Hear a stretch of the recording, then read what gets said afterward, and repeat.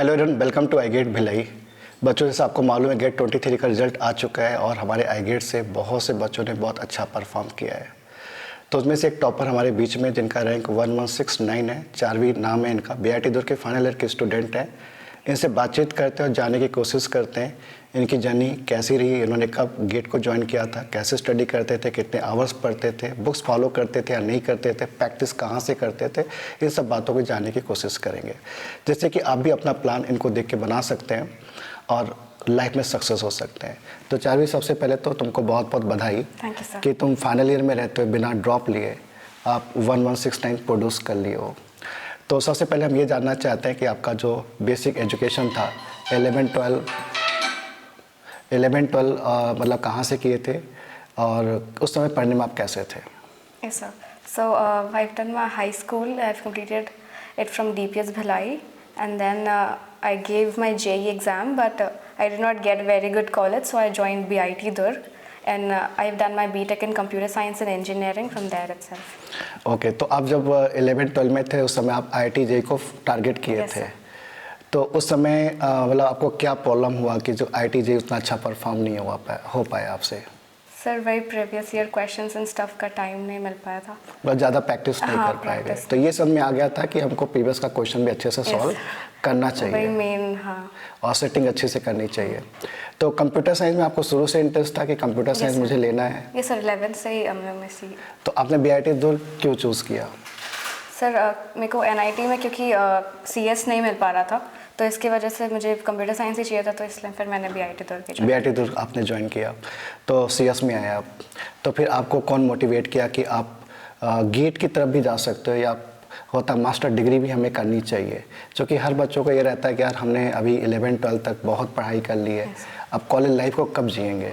यदि हम फिर से गेट में फंस जाएंगे, फिर से IIT को टारगेट करेंगे, तो कॉलेज लाइफ हमारी मिस हो जाएगी।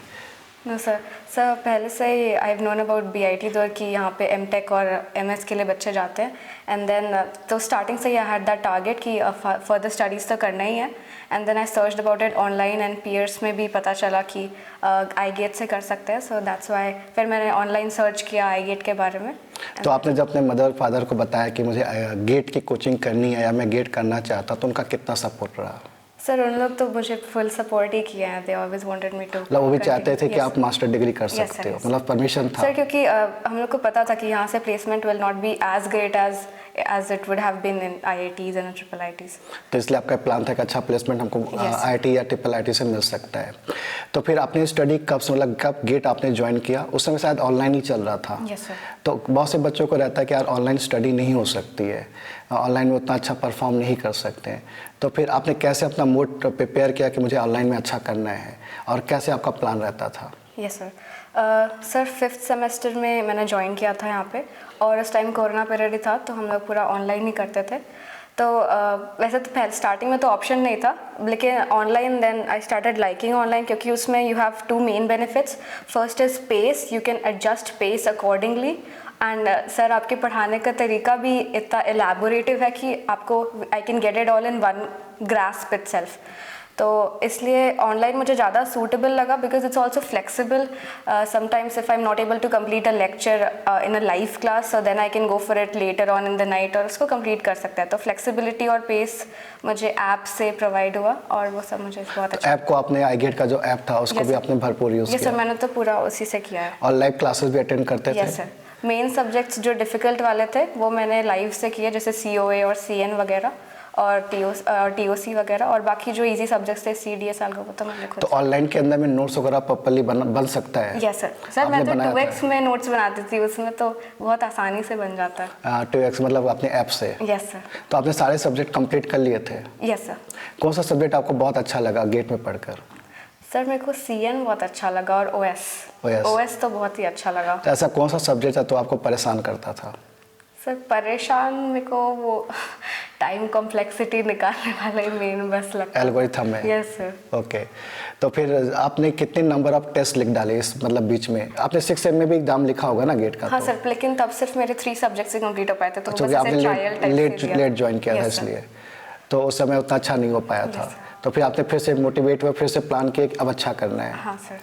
तो फिर आप कब तक अपना सिलेबस कंप्लीट कर लिए थे? सर फाइनल ईयर में मैंने जुलाई तक कंप्लीट कर लिया था and after that just revision and concepts को रिवाइज करते रहना। तो रिवीजन प्लानिंग क्या रहती थी आपकी?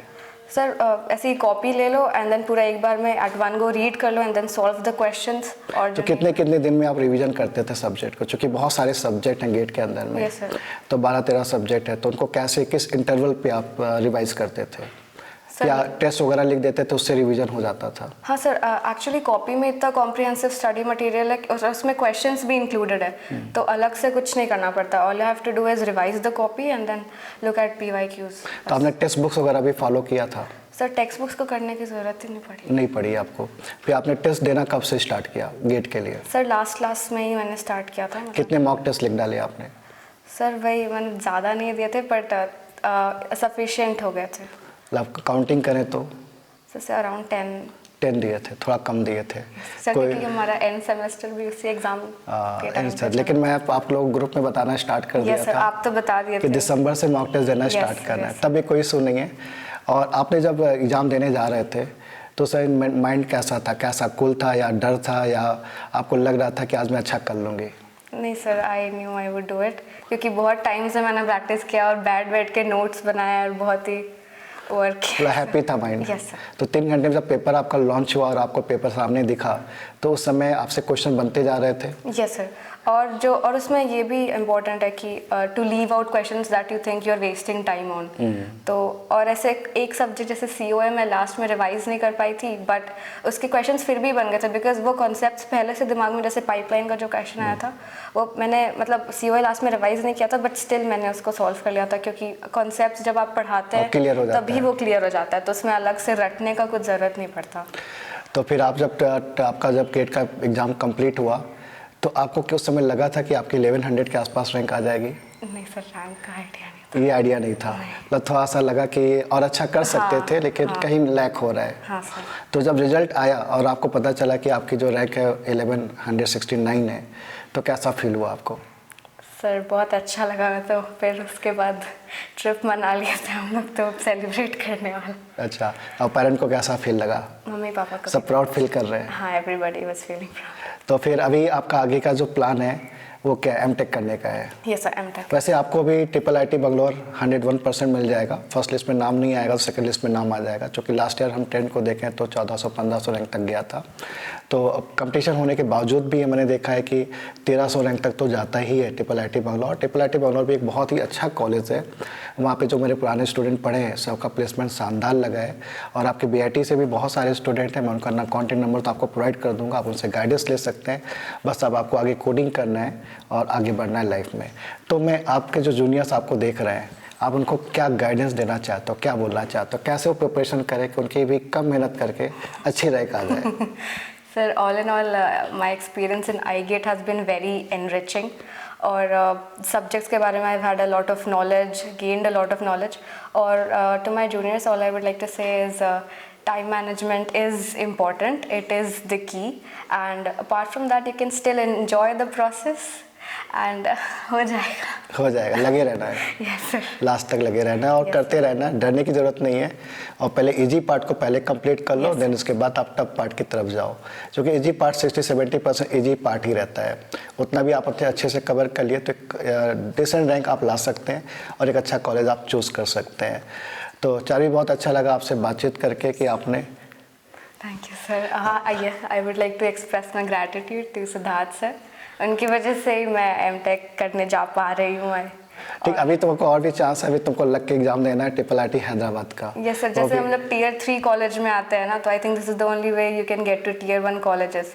और ऐसा नहीं है कि भिलाई तो एजुकेशन हब है, और यहाँ पे तो बाहर से महाराष्ट्र, गुजरात एंड एवरीवेयर सब सराउंडिंग स्टेट से बच्चे पढ़ने आते हैं। तो सर की वजह से हम लोग Tier 1 कॉलेज में पहुँच सकते हैं and get better placements and achieve better success in life. तो चार्वी, बहुत अच्छा लगा आपसे बातचीत करके, और आपने अच्छे से गाइड किया, अपने बारे में बताया है कि कैसे कम मेहनत करके भी अच्छा रैंक ला सकते हैं। ठीक है, तो मतलब जैसे कम मेहनत करने का मतलब हुआ कि इसने थोड़ा टेस्ट कम दी थी और टेस्ट दी होती शायद और अच्छा कर लेते, लेकिन तुम्हारी रिक्वायरमेंट इससे पूरी हो जाएगी, एक अच्छा कॉलेज तुमको मिल जाएगा। और इस कॉन्फिडेंस को तुम कायम रखो और आगे भी एमटेक भी अच्छे से होगा। और अभी आपके पास जो ऑप्शन दिख रहा है ट्रिपल हैदराबाद, उसको अच्छे से दो, उसमें भी सक्सेस 101% मिलेगी। ठीक है बच्चों, आप लोग भी लगे रहिए, ऑल द बेस्ट, और आपको भी ऑल द बेस्ट कि अपनी लाइफ में अच्छी ऊंचाइयों को छुए। ठीक है, बाय बाय।